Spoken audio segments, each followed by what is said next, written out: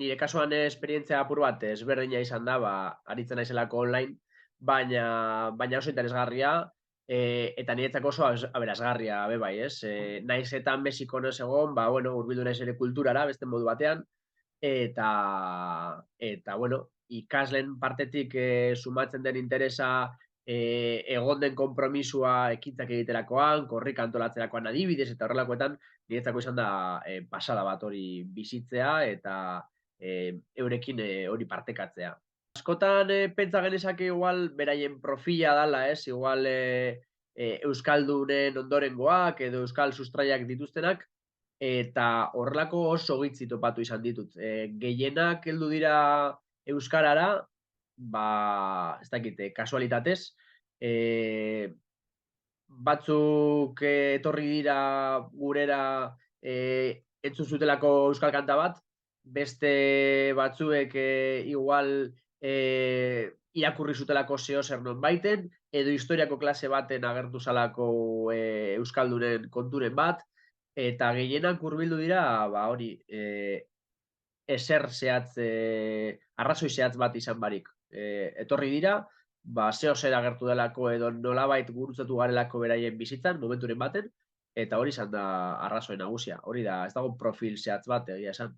Irakurle baten lana ez da bakarrik hizkuntza, ez, irakastea, baizik eta azkenean ere ari zara beste kultura batekin, beste ikuspuntu batzuekin, eta beraiek badituzte gauza batzuk buruan, baina gauza asko, ez, irakatzi nahi dituzu, edo erakutzi nahi dituzu, eta batzuetan ez da erresa, gauza asko, ez, eraman dituzu klasera, baina, bueno, saiatzen gara hori, hizkuntza lantzen dugu, baina kultura tal asko lantzen ditugu, gero beraiek ere interesa ekartzen dute batzuetan, ez dakit, orain hauteskundeak direlako, edo beste batzuetan zeo zer berriren bat agertu delako, orduan, igual ematen duzu ordu bat horren inguruan eztabaidatzen, eta hor badaukagu ere aitzakia, ez?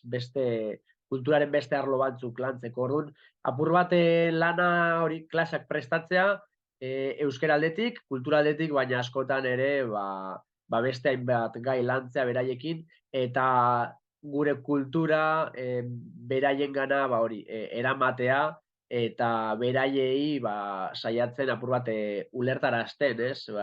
Hemeko ikuspuntuak, hemeko gauza zehatzak, eta bueno, horrelakoak, beraiekin askotan hori da, ez? Beraik eskatzen dutena. Gauzak ulertu nahi dituzte, edo gauza asko entzun dituzte, baina ez dakite hori nola hartu, eta bueno, beraiekin lan hori ere egitea bada.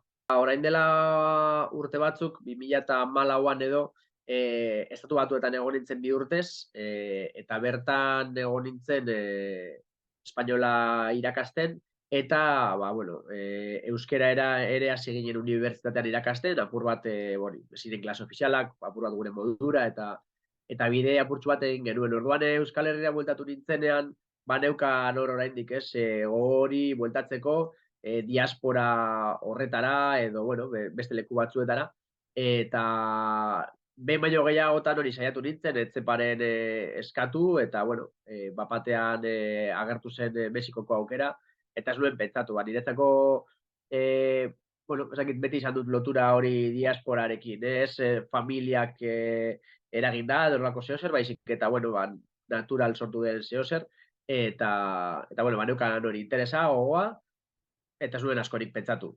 Ostia batean esan zidaten hartu azara, esan behar diguzu erantzuna ja, eta aztelenean baietza eman, eta bueno, eta horra hasi zen urte honetako abentura.